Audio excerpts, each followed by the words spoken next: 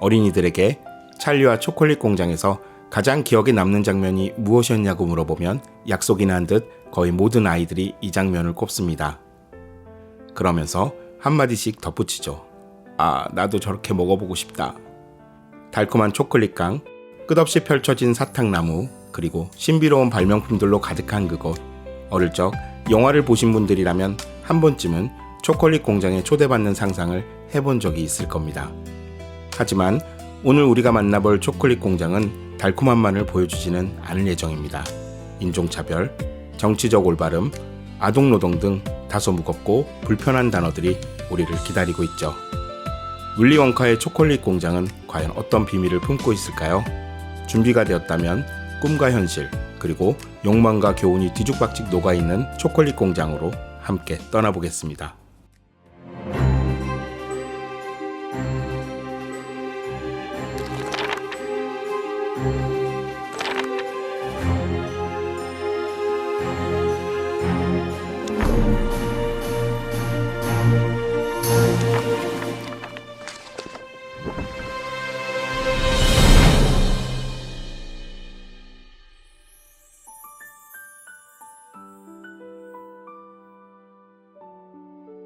엄마와 아빠, 거동이 불편한 할머니와 할아버지, 외할머니와 외할아버지, 그리고 이 아이가 오늘의 주인공 찰리입니다.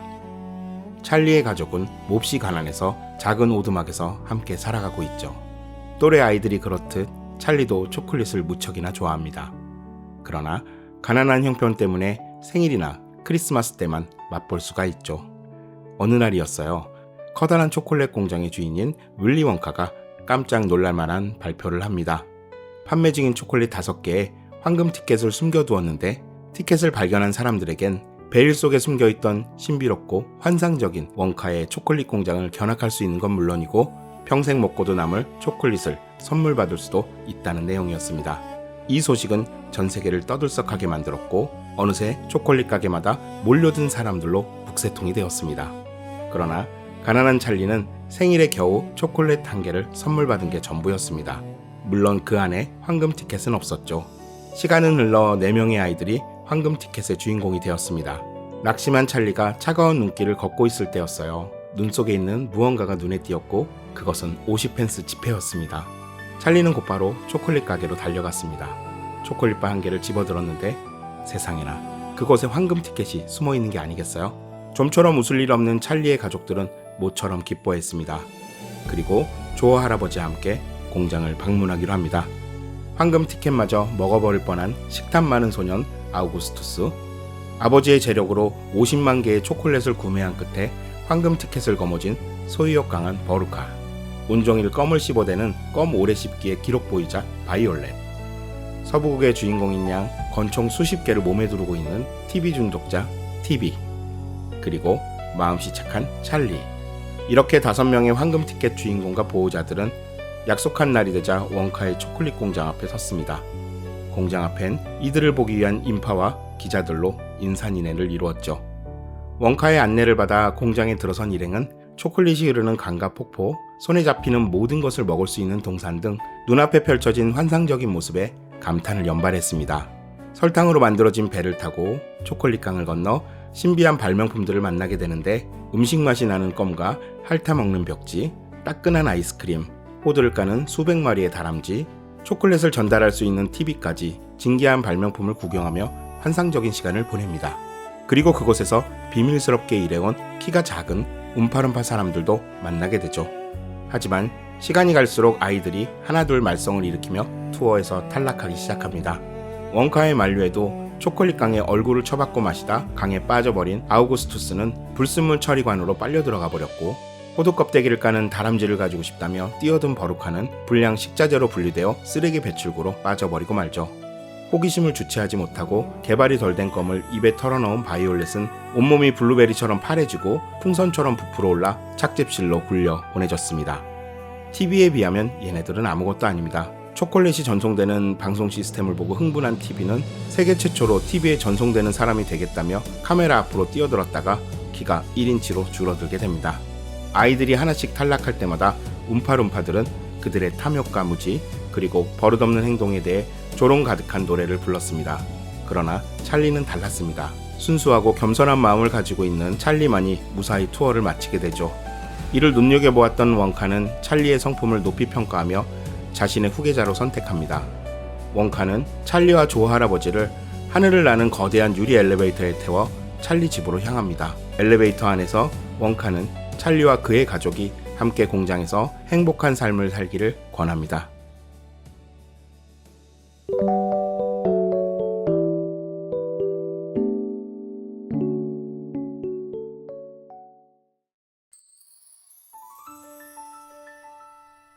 로알드 달이 랩톤 학교에 다니던 10대 후반, 이따금씩 초콜릿 상자를 선물 받았다고 합니다. 인근에 있는 대형 초콜릿 공장에서 품평을 부탁하며 보내준 것인데요. 초콜릿 상자 안에는 각각 맛이 다른 12개의 초콜릿과 점수를 매길 수 있는 용지가 함께 들어있었죠. 학생들이 할 일은 그저 맛있게 먹고 느낌을 적는 것 뿐이었다고 합니다.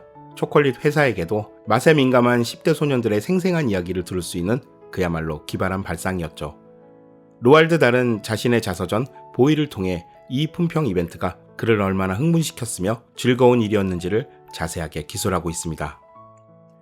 나는 초콜릿과 퍼즐을 비롯하여 여러 달콤한 원료들이 가마솥에서 부글부글 끓고 있는 실험실 같은 기다란 흰색 방을 상상해보곤 했다. 그런 곳에서 흰 가운을 입은 사람들은 김이 모락모락 피어오르는 가마솥 사이를 왔다 갔다 하면서 이런저런 재료를 혼합한 끝에 개발된 신제품의 그 기막힌 맛을 볼 것이었다. 나는 그런 실험실 같은 곳에서 일하는 내 모습을 그려보기도 했다. 어느 날 갑자기 나는 그야말로 엄청나게 맛있는 초콜릿을 개발한다. 회사의 높은 사람이 내가 개발한 초콜릿을 천천히 집어들고 한 입 베어문다. 그는 입안에서 혀끝으로 초콜릿을 굴린다. 그가 벼랑간 의자에서 벌떡 일어나 소리친다. 드디어 자네가 내가 원하는 걸 만들었어. 자네가 해냈다고. 이건 기적이야. 그는 내 등까지 두드리며 계속 외친다. 단박에 100만 개라도 팔 수 있을 거야. 이걸로 세계를 휩쓰는 건 시간 문제라고. 자네가 어떻게 이런 걸 개발해냈지? 자네 봉급을 2배로 올려주겠네. 그런 꿈은 자꾸 꿔도 질리지 않는다. 마냥 좋기만 하다. 35년 뒤 이러한 기억은 어린이를 위한 두 번째 책을 구상하던 중 그의 머리를 강하게 강타했고 작품 찰리와 초콜릿 공장의 밑거름이 됩니다.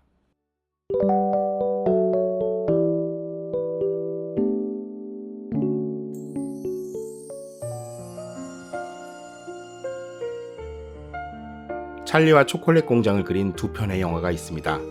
진 와일더 주연의 1971년작 윌리 원카와 초콜릿 공장과 조니 뎁 주연의 2005년작 찰리와 초콜릿 공장이 그것이죠. 원작이 워낙 출중하다 보니 두 편 다 별다른 스토리 왜곡 없이 원작 그대로의 흐름을 선택합니다.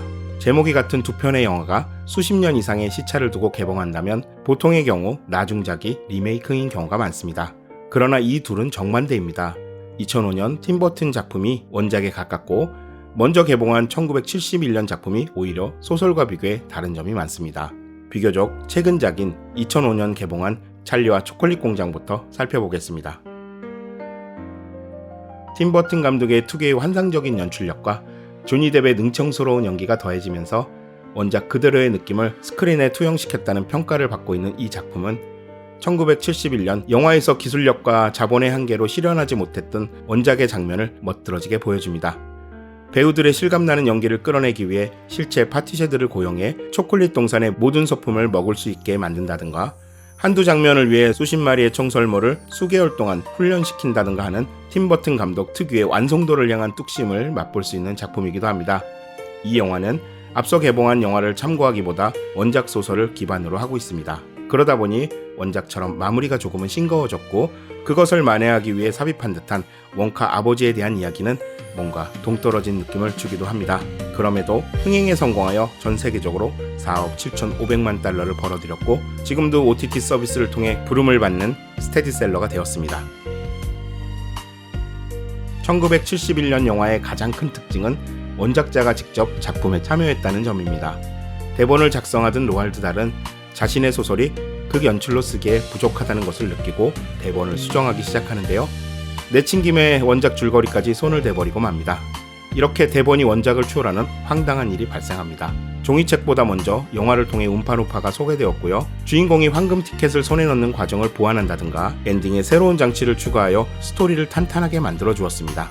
관람객의 평가는 어땠을까요? 의외로 나쁘지 않았습니다. 원작자가 직접 손을 대서 그런지 추가된 스토리가 영화에 매끄럽게 잘 녹아있음은 물론 원작보다 스토리가 낫다고 평가하는 사람들도 많습니다. 원작자의 힘이 아닐까 싶기도 한데요. 덕분에 71년 영화가 원작인 줄로 착각하는 사람들도 많다고 합니다. 추가된 내용 중 마무리 부분만 살짝 들춰보고 가겠습니다. 황금 티켓의 주인공이 정해질 때마다 한 남자가 나타나 원카 공장에서 생산한 녹지 않은 알사탕을 가져와주면 거액의 돈을 주겠노라며 유혹합니다. 찰리도 규칙을 어기고 하늘을 나는 물약을 원카 몰래 먹었다가 투어 마지막에 걸리고 마는데요. 쫓겨날 위기에 처하자 선물로 받은 녹지 않은 알사탕을 원카의 책상에 두고 뒤돌아섭니다. 가지고 나가면 큰 돈을 벌 수 있었음에도 말이죠. 알고 보니 스파이는 원카의 실험이었고 이런 착한 심성에 반해 원카는 찰리를 후계자로 택하게 됩니다. 혼자 살아남았다는 이유로 후계자가 됐다는 원작보다 개연성이 높은 마무리면은 분명한 것 같습니다. 로알드 달은 괴팍한 성격처럼 대본에서부터 캐스팅에 이르기까지 제작자들과 충돌을 했다고 하는데요. 어두운 분위기와 풍자를 유지하려고 고집을 부렸지만 의도와 반대로 영화는 점점 더 밝아지고 명랑해져 갔습니다. 로알드 달은 분을 참지 못하고 시사회 때 버럭 화를 냈다고 합니다. 뮤지컬은 도저히 참을 수 없다는 게 이유였습니다. 아이러니가 아닐 수 없습니다. 소설 속 움파룸파들도 노래를 부릅니다. 한 명씩 탈락할 때마다 기다렸다는 듯 몰려나와 아이들의 잘못을 책망하는 노래를 하는데 노랫말도 꽤 긴 편입니다. 자신이 직접 노래 가사까지 써줘놓고 뮤지컬이 싫다니 노래 대신 독백이라도 해야 했던 것일까요? 로알드 달답습니다. 이후 로알드는 자신의 작품이 영화화되는 것에 꽤나 부정적이었다고 합니다. 덕분에 찰리와 초콜릿 공장 속편은 영화로 나오지 못했고 마녀를 잡아라, 제임스와 거대한 복숭아, 마틸다와 같은 우리에게 익숙한 작품들 역시 작가 사후에 영화화됩니다. 원작과 달리 버루카는 황금알을 낳는 거의 판별기에서 떨어져 탈락하는 것으로 변경됩니다. 일사불란한 청설모들의 움직임을 연출해내기 불가능했기 때문이죠. 이처럼 영화는 장면 곳곳에서 기술과 예산의 한계를 드러내고 있습니다. 그런데도 작가 특유의 감성은 오히려 1971년작이 더 잘 표현했다는 평가를 받고 있습니다. 덕후들의 감성을 더 잘 살렸다고 해야 할까요? 원작의 프리퀄 작품이라 할 수 있는 2023년작 영화 원카 역시 콘셉트 대부분을 71년작에서 가져왔고 톰과 제리 버전에서도 제목부터 이 작품을 오마주하고 있습니다. 오즈의 마법사 이후 최고의 어린이 뮤지컬로 칭송받는 윌리 원카의 초콜릿 공장은 생각과 달리 흥행에는 처참한 성적을 거두었습니다. 배급사인 파라마운트사는 일찌감치 실패를 인정하고 퀘이커 오츠에 판권을 넘겨버립니다. 그러나 이번엔 판권을 진 회사에 식품에 문제가 생기면서 영화의 이미지마저 동반 추락해버리고 말죠. 그렇게 캐비넷 안에 있던 필름은 퀘이커 오츠가 영화 산업을 포기하면서 워너브라더스의 품에 안착하게 됩니다. 여기서부터 기적이 일어납니다. 80년대 컬러 TV와 비디오 테이프의 보급과 함께 역주행이 시작되더니 워너브라더스에게 큰 이득을 안겨주었습니다. 지금도 2005년 찰리와 초콜릿 공장과 2023년 원카로 맥을 이어가며 메인 IP로 자리매김하는 중입니다.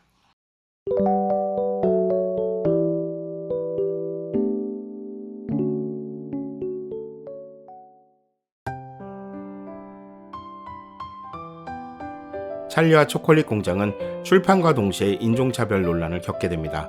공장에서 일하는 작은 사람들을 아프리카 피그미족이라고 표현한 것 때문입니다. 그것도 카카오 열매를 마음껏 먹게 해주겠다는 말에 넘어가 원카를 따라온 이들이라고 서술해 놓았으니 흑인들이나 반인종주의자들의 공분을 사기에 충분했죠. 흑인 인권단체는 물론 출판되는 나라마다 언론과 칼럼에서 이러한 인종차별적 소재를 지적하였고 작가 본인도 표현이 부적절했음을 인정하기에 이릅니다. 피그미족은 삭제되었고 대신 가상나라에서 온 가상 부족민들로 설정을 변경합니다. 그 이름이 우리에게 익숙한 움파룸파입니다. 참고로 피그미족은 중앙아프리카를 거점으로 현재에도 살고 있는 원주민입니다. 19세기 말 탐험가들의 입을 통해 서구에 알려지게 되었죠. 무리를 지어 사냥감을 찾아 이동하며 살아가는 이들은 운둔하는 생활 방식과 150cm 미만의 작은 체구 때문에 전설 속 존재로 여겨졌다고 합니다. 심지어 유인원의 한 종류라고 주장하는 학자들도 있었을 정도였다고 하네요. 다행히 임금 부족과의 교류를 통해 오해는 하나둘씩 사라졌고 영상 다큐멘터리 덕분에 그들의 진짜 삶이 세상에 많이 알려지게 되었습니다. 우리나라 EBS 채널을 통해서도 소개된 적이 있는데요. 키가 조금 작을 뿐 사냥에 천부적인 재능을 가진 용맹한 원주민이었으며 자연을 사랑하고 환경을 소중하게 여기는 멋진 사람들이었습니다.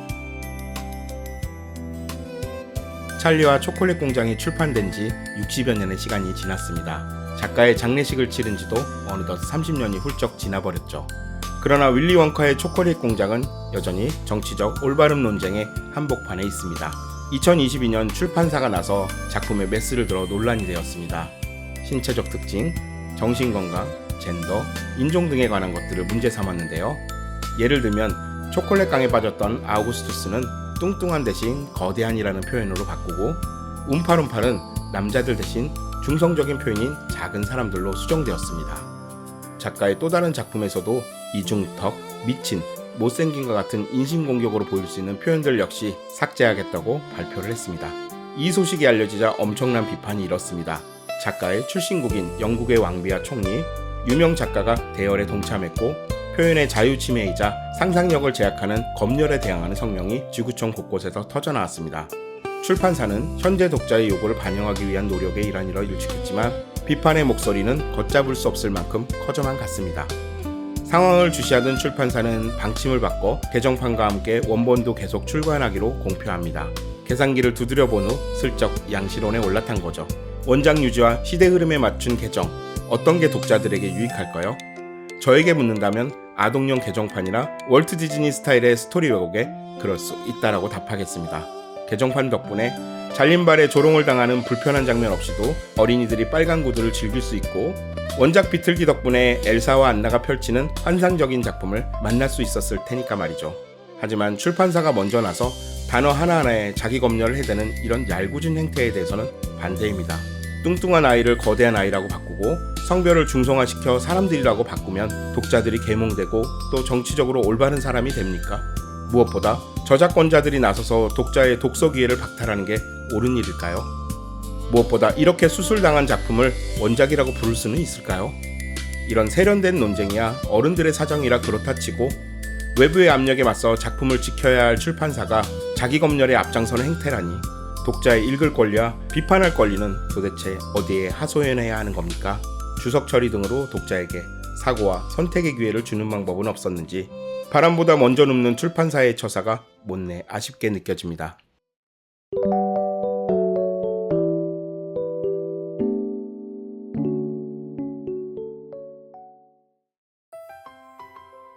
영국인들은 스페인이나 프랑스와 같은 주변국들에 비해 카카오를 상대적으로 늦게 알게 되었습니다.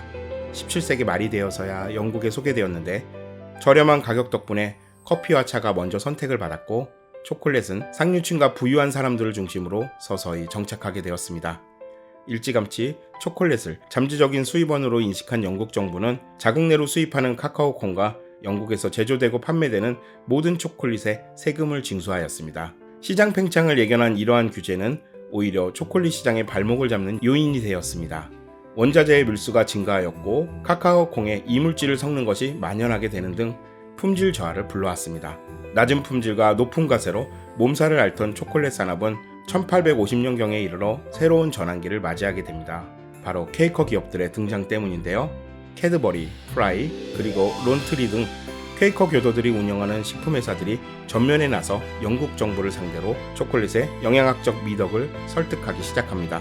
그 결과 관세는 대폭 낮아졌고 품질 향상에 투자함으로써 영국의 초콜릿 산업은 눈에 띄게 성장하게 됩니다. 프렌즈 혹은 퀘이커 교도라고 불리는 이들은 17세기 중반에 영국에서 일어난 기독교 단체로 성직자 또는 복음적인 행태를 취하지 않고 내적인 깨달음을 따라 삶을 전적으로 헌신한다는 교리를 가지고 있습니다. 평화, 평등, 소박함, 진실을 핵심으로 삼고 있으며 이를 바탕으로 여러 분야에서 활동하고 있습니다. 그린피스와 엠네스티 같은 NGO 활동에 영감을 주기도 하였고 교육사업, 양성평등, 양심적 병역 거부 등 다양한 사회운동과 경제적인 협력과 원조를 중시하며 서로 돕고 지원하는 공동체를 형성하고 있습니다. 그 결과 종교단체로는 최초로 노벨 평화상을 수상하기도 했습니다. 로알드 달이 학창시절 초콜릿 품평에 참여했다는 캐드버리 역시 퀘이커 교도의 기업인데요. 노동자들의 복지를 위해 끊임없이 투자하는 기업으로도 유명합니다. 19세기 말 이미 4,000명이 넘는 직원을 거느린 대기업이 된 캐드버리는 노동자 평의회를 구성하고 노동자들을 위한 주택과 복지시설을 제공하는 모델 마을인 보를비를 설립하기에 이릅니다. 공장 안에는 직원들을 위한 도서관이 세워졌고 무상의료와 무상교육 등 당시에는 생소하기만 했던 복지체계를 잘 갖추고 있었습니다. 대한민국에서 2000년 초반에 실시된 주 5일제 근무를 200년이나 앞선 1800년대 말에 이미 실시하고 있을 정도였으니 기업복지 차원을 넘어 온정적 자본주의의 교본이라는 말이 허투루 만들어진 건 아닌 것 같습니다.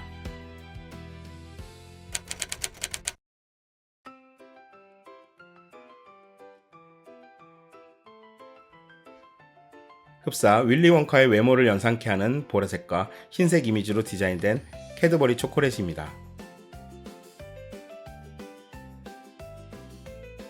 캐드버리사가 운영하는 캐드버리 월드입니다. 로알드 달은 학창시절 캐드버리 초콜릿 품평회에서 영감을 얻어 윌리 원카의 초콜릿 공장 이야기를 만들어냅니다.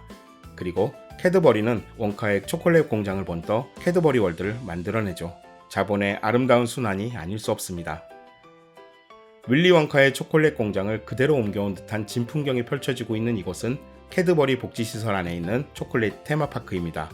공연, 전시, 그리고 갖가지 체험활동을 통해 초콜릿의 달콤함을 제대로 느낄 수 있도록 환상적인 프로그램을 선사한다고 하는데요. 몇 파운드만 있으면 누구나 황금 티켓의 주인공이 되어 종일 초콜릿이 선사하는 달콤함에 취해 있을 수 있다고 합니다.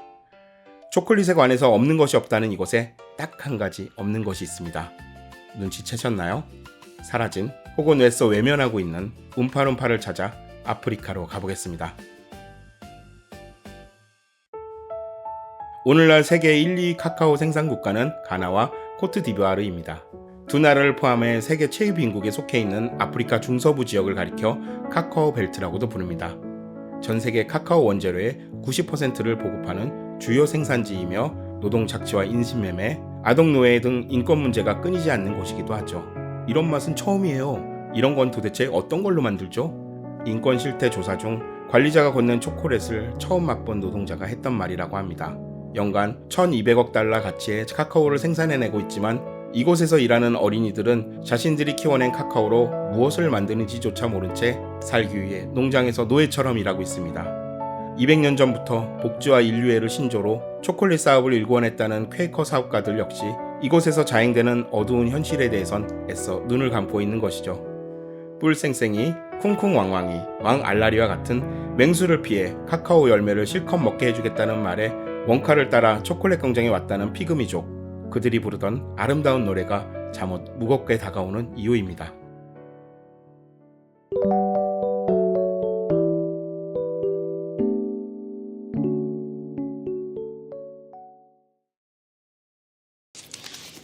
One chord for scrumptious fudge mallow delight, please.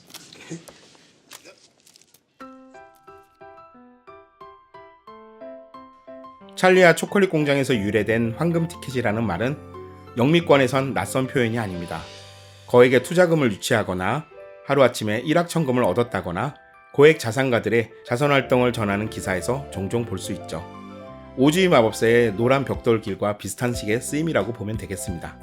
그런데 황금 티켓이라는 말에 증후군이라는 꼬리표를 달면 느낌이 180도 달라집니다. 황금 티켓 증후군은 2022년 OECD에서 발표한 한국경제보고서에서 처음 나온 말입니다. 성공을 위해 소수의 사람만 통과할 수 있는 좁은 문을 향해 역량을 집중하는 한국 사회의 과잉 경쟁 행태를 꼬집는 표현인데요. 보고서는 인류대학이나 공무원, 대기업, 그리고 특정 자격증 등 낮은 확률을 뚫어야 성취할 수 있는 치열한 경쟁 행태와 이 때문에 초래되는 시간적, 물리적, 사회적 비용 소모가 미래의 한국 사회에 큰 흉터로 남을 거란 전망을 내놓고 있습니다.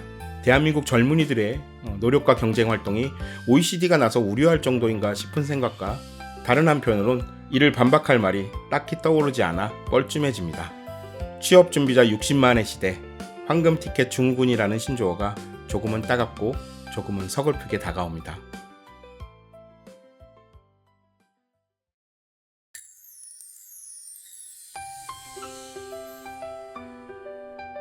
단기 코스로 준비한 공장 견학을 모두 마쳤습니다. 오랜만에 업로드고에서 가볍고 신나는 동화 이야기를 들려드릴까 했는데 막상 원고를 준비하다 보니 생각지 않게 많이 무거워진 느낌입니다. 이번 편부터 연작으로 작가 로알드 달과 그의 발칙한 작품들을 만나볼까 합니다. 다음 시간엔 아이들은 환호하고 어른들은 상담사를 찾게 만든다는 로알드 달의 마지막 동화책 마틸다로 다시 찾아뵙겠습니다. 지금까지 동화의 부학 집도를 맡고 있는 병코였습니다. 감사합니다.